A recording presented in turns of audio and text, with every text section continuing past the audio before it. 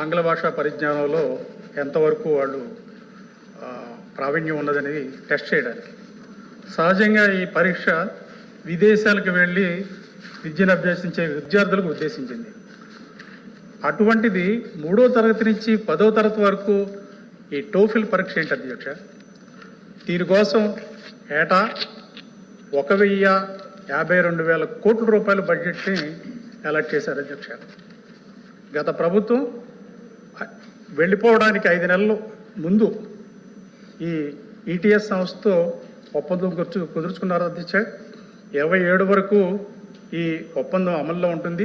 దీనికోసం 4,000 కోట్ల రూపాయలని అలాట్ చేశారు. ఇంత ప్రజాధనం ఈ పథకం గురించి వెచ్చించడం అవసరం అధ్యక్ష. అందులో 3వ తరగతి విద్యార్థులకు ఆంగ్ల భాషా పరిజ్ఞానంలో టెస్ట్ అంటే వాళ్ళ మీద సైకలాజికల్గా ఎంత భారం ఉంటుంది?